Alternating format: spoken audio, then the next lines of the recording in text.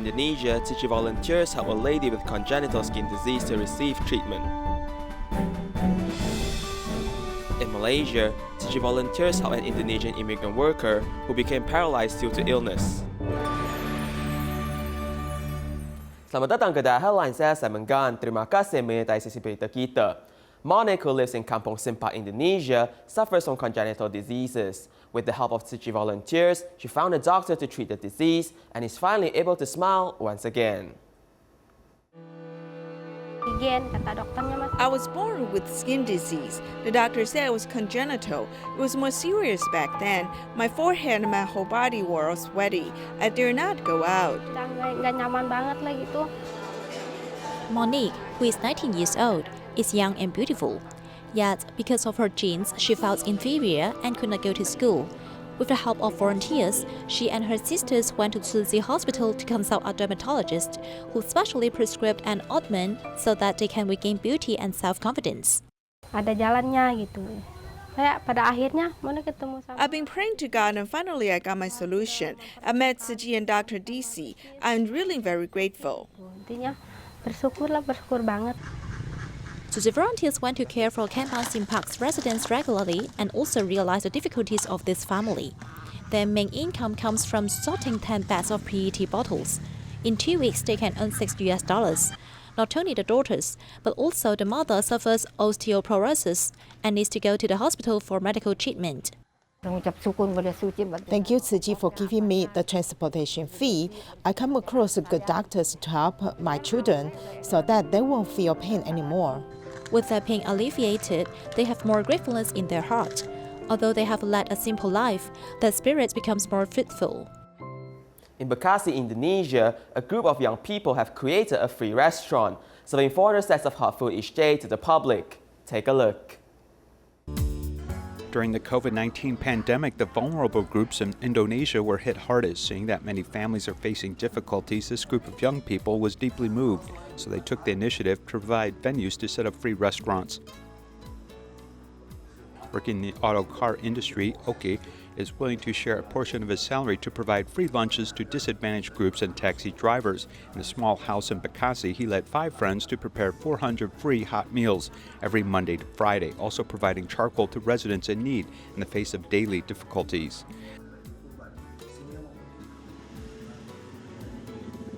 Salah satu dari adanya rumah makan gratis ini kita The free restaurant was set up for the convenience and assistance to local people affected by the epidemic, online taxi drivers. As long as they wear a mask and wash their hands before entering the house, every resident can come and enjoy a lunch for free.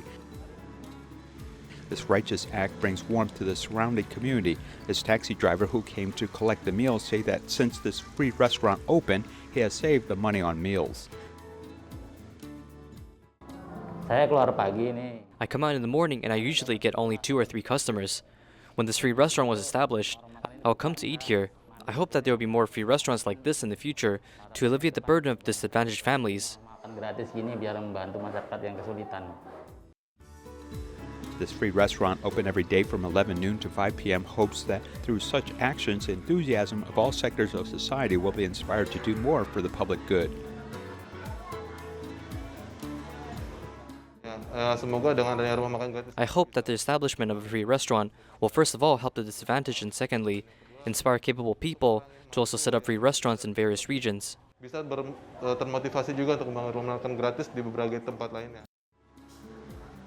Since March last year, the Indonesian government converted the Asian Games Athletes Village into an emergency COVID hospital. With a daily increase in the number of confirmed cases, many doctors needed to live long-term in this athletes' village. Here's more.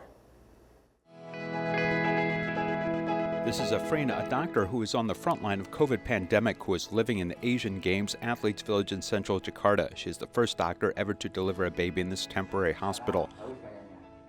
The news was once all the rage on domestic social media. She wears several layers of masks, gloves, face shields, and airtight medical protective clothing every day. At the age of 38 this year, she had to accept the reality of separation from her family, faithfully performing her duties as a doctor. She has been a doctor for 10 years and spends time to keep in touch with her family even though she is busy.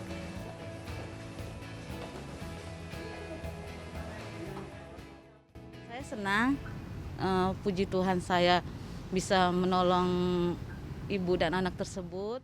I feel very happy to be able to deliver a baby to a pregnant woman. I am proud of myself because this is the first time for a baby to be delivered in a temporary hospital. The condition of the baby is very healthy. When the child's mother amniotic fluid broke, I helped her with a natural childbirth right away. Ketuban pecah, saya langsung proses dan pimpin persalinan secara normal kepada pasien tersebut.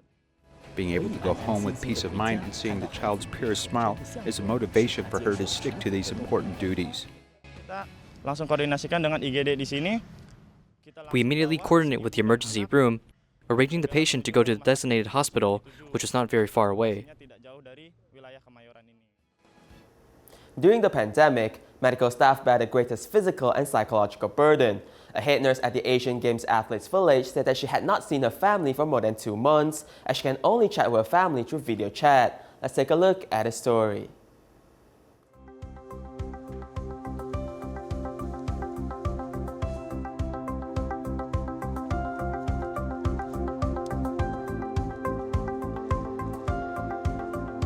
Mas, Mama mau naik jaga ya. Hari ini Mama jaga sore. Mom is on duty.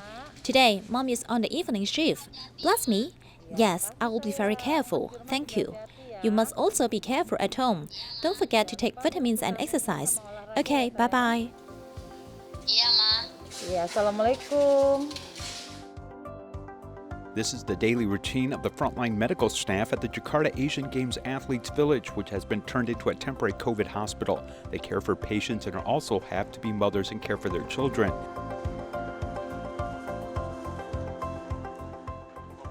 Being a frontline nurse to care for patients and shouldering sacred duties of being a mother is a dual responsibility. Face masks, medical masks, and protective clothing have become their necessary armor in this war against COVID. Although it is incumbent to wear white medical clothes, which is their main responsibility, the danger of the mission is the same, and the family will inevitably have concerns. Before taking care of patients with COVID, she usually takes time out to have a video call with her children. From greeting to saying goodbye, there must be video calls before she goes on duty so that the children at home can also know that their mother is fighting in this most noble medical mission. Mungkin sedang rindu ya, hanya sedang rindu saja sama mamanya. If my child misses me, he will call me and ask me what I'm doing. I replied that mother is on duty. When I asked him what's up, he only replied that he wanted to hear his mother's voice and then hung up. In the hospital, she is the head nurse of the temporary COVID hospital, while at home, she is a wife and a mother who needs to help children do homework and observe her child's health and development. Although it can be only done online, they look forward to one day returning home to reunite with family members as soon as possible. This is just a simple and sincere wish of frontline medical staff who have love in their hearts so that another life can shine on.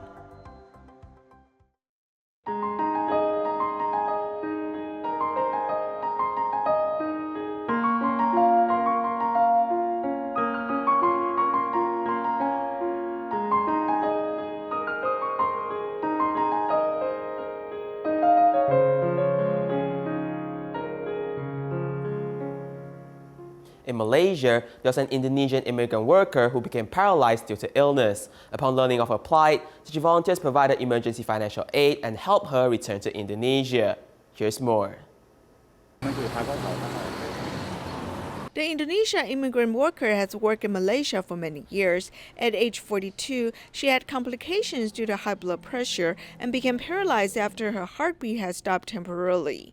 I've taken care of her for 3 months. Since there's no one else to care for her, I stopped working to take care of her. In this month, he has used up his savings and cannot continue to take care of her. He looks for work between 8 a.m. till 3 p.m. to support himself. The immigrant worker relies on her friends and former employer for daily living. Upon learning of her plight, city volunteers arranged Fatima doctors to provide care to her. Telan, baby. Telan, sini telan. Telan. Ah, bagus tu. Macam tu. City volunteers provide emergency financial aid and also help her return to her hometown. Okay.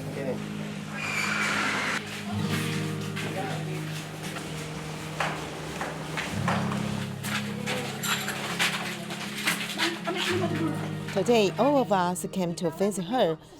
and she seemed very happy. From looking at her face and body, one can see she seemed happy, as if she has let go. She wants to see her family back home. However, after she returned to Indonesia, she has passed away before she was able to see her family members.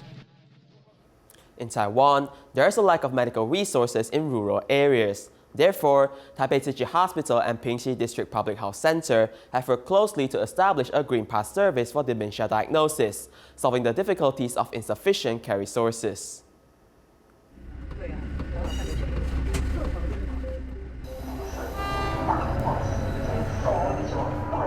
Li Jiafu, a physician in the Department of Physical and Mental Medicine at Taipei Tzu Chi Hospital, has been caring for patients with dementia in Pingxi since 2017, and the health center has begun to make dementia a priority in public health and care.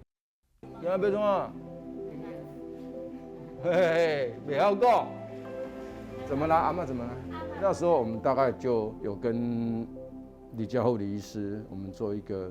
Back then, we had a discussion with Dr. Li Jiafu on how to find out nearly 130 elderly people with potential dementia in Pingxi. So at that time, we used the dementia assessment that was easier to do. The assessment form was 88. 所以当时候我们就是用一个比较容易做的失智症的那个评估量表，就 AD8。Through the 2-month free clinic conducted by Tima volunteers, home visitations by Director Lin, and public health nurses, neighborhood chiefs' notifications, and the elderly health checkups, the elderly in Pingxi can be thoroughly screened for dementia. 只要 AD8 大于等于2的，我们就会请他到。 As long as the evaluation number of 88 is greater than or equal to 2, we'll invite him to the health clinic and I'll evaluate it again. After all, I'm a neurologist, and it is my duty to treat dementia. 来周志成，记醒哦，反正咱即摆戴口罩都免惊伊的。Pingxi Public Health Center at Taipei Tzu Chi Hospital have further cooperated to establish one-step dementia care plan. 早期筛检，然后在地复检。 Early screening, then local re-examination, referral care confirmation, and then sent to local medical care. After doing these steps, if there are any problems, I'll rewrite a referral letter to Dr. Li Jiafu of Taipei Tzu Chi Hospital. When the patients go to the hospital, Dr. Li will do dementia assessment again.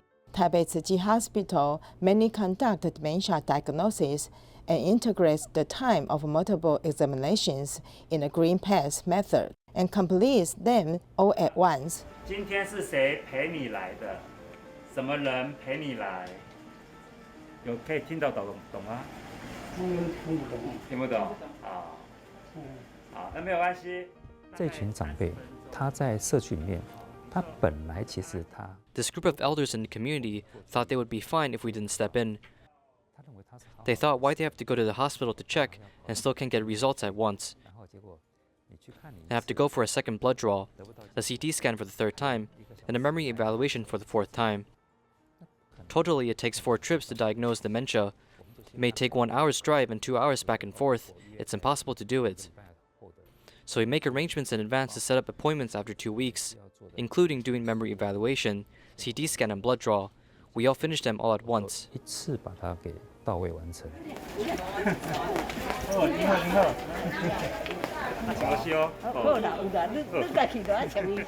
Dr. Li Jiafu and dementia care team walk out the clinic and regularly visit Pingxi every 2 months to protect the local elderly through companionship and care. Affected by the pandemic, many performing groups are unable to go on tour. However, the pandemic served as a catalyst of creativity as NTCH launched the Next Theatre project. Follow a report as we learn more. Facing cities allow artists from 2 different countries to communicate through technology, creativity, and emotions. Like a magic mirror, the performance reflected the world we live in.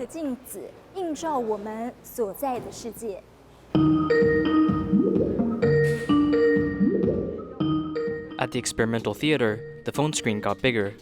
Taiwan's very theater, along with Netherlands' Work performance group, originally planned to work under the same location. Unfortunately, COVID-19 had separated the 2 groups as new co-working methods had to be thought out.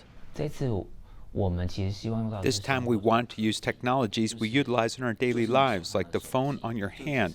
There's Skype installed in it. It provides the function of video calls facing cities. No matter if it's about long distances, it's not just a performance because it has multiple journeys involving several conversations. The stage displays a room including a bed, table, and chair. The stage setup is replicated on the stage in Netherlands. As technology trends in modern times, people may be in similar environments, yet located in different countries. As a result, the internet has become the common ground for most people. No matter how fast our internet connection is, we still are separated by thousands of kilometers. The internet brought us together. What exactly is tangible? So we thought of light, and we decided to have a completely dark theater. With just a bit of light through our camera, the light may shine onto the other theater across the screen. Performers from 2 different countries met in this digital space, having creative conversations while pondering on the issue of if the digital space provided distance or intimacy. For example, if we video called and you wanted to touch me, you might touch your camera lens.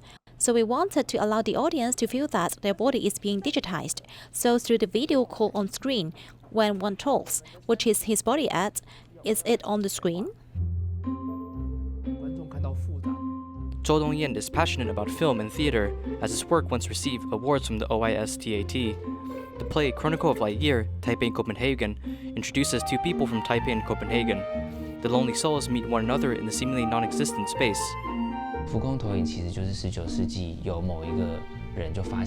Holographic projection was discovered in the 19th century since a person thought of reflecting images under large glass panels and placed it in a theater. Sometimes holographic projection was even used in churches. The team from Denmark thought of different ways to use holographic projection and then studied the technology behind it. Afterwards, I tried to connect the story with the team.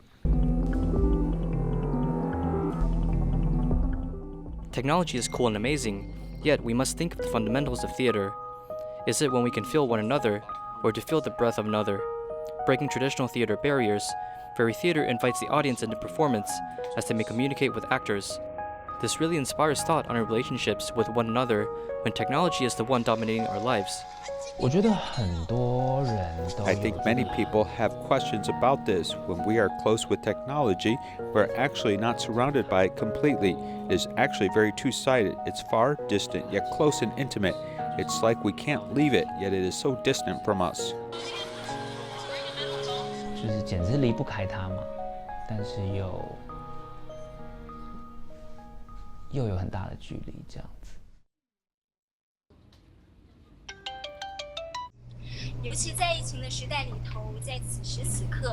Especially during the pandemic, at this moment we're video calling. When technology dominates our daily lives, how much do we really know about each other?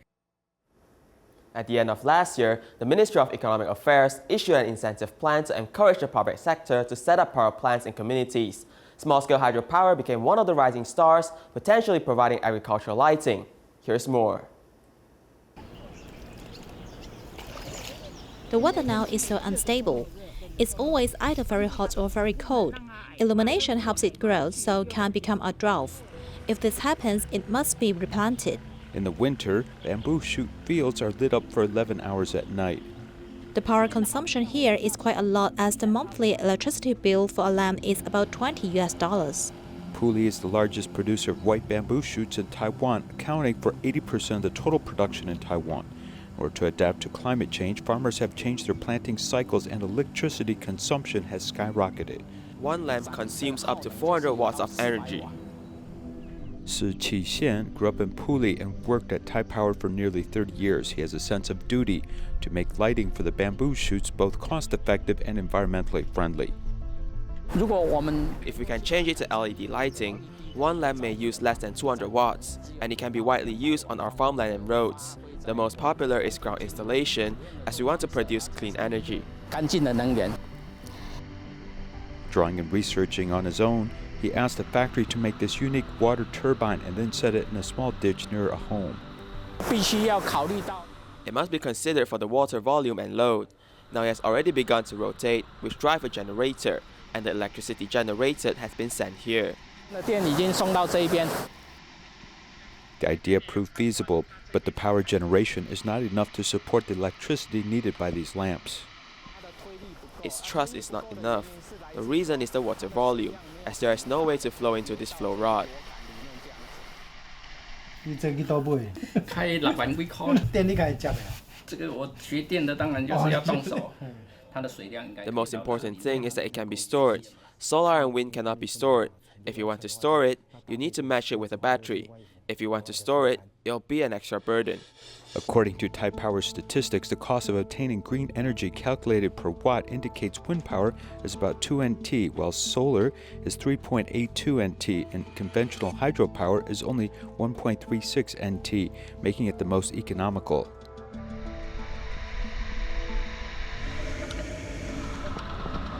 It is done by our power plant. There are not so many locations, as we hope to expand to a 3-dimensional surface, as we need to rely on the power of the people. 你供电是绝对没有问题，照明绝对没有，那你再开2个风扇，因为温室里面叫通风嘛。The 992 square meter greenhouse has lighting which is powered by a small water ditch next to it. As long as this micro hydroelectric power is installed, it is enough, especially now that it is raining, as there are abundant water sources making electricity more sufficient. We used to install 10 watts lights every 5 meters each. We had about 20 pieces, which is only 200 watts. LED is very cheap and the lights are very bright. We don't have to put a power line here, as the electricity is generated by micro-hydraulic power. The electricity is really small, but we save money and there is a battery to supply this electricity. It's definitely more than enough. We're not greedy and do it every day for about 2 hours before going home. There are about 5,000 sites in Taiwan, which can be used for hydropower generation very quickly. If all of them are fully utilized, we will probably get 2.7 gigawatts of electricity in the future. In addition to visible water canals, there are also sewage pipelines that are not normally seen, which can also be used to generate electricity. Sewage treatment plants in the industrial areas can calculate a lot of data and know the discharge volume and other data. Upstream is Wujie Dam and downstream is Sun Moon Lake. The 15-kilometer water diversion tunnel is hidden among the undulating mountains. After passing through the mountain recess in Dongguan community, only 800 meters are exposed, named Shangtianzhen. If we use current electricity calculations at $3 NT per kilowatt hour, it may be billions of US dollars that we could earn in electricity. It's a pity that we're so slow to do it. At the end of 2020, the Ministry of Economic Affairs announced incentives to encourage people to create green energy in the community. Dongguan community is eager to try and is expected to open the first small hydropower civilian power plant in Taiwan. Involving the entire power generation of Sun Moon Lake, the flow rate released by Wujie Dam is fixed. This is no problem. Even in the dry season, the detected flow rate results are still very impressive. The small river in front and hillsides all around mean that these pipelines all have the opportunity to generate electricity, even operate as a civilian power plant to eventually sell electricity. The long-term forgotten small hydropower ultimately depends on whether it can be properly used. In Malacca, Malaysia, a New Year blessing ceremony was held recently, with volunteers happy to receive the masters with envelopes of blessing and wisdom. We'll leave you these images. Thank you and goodbye.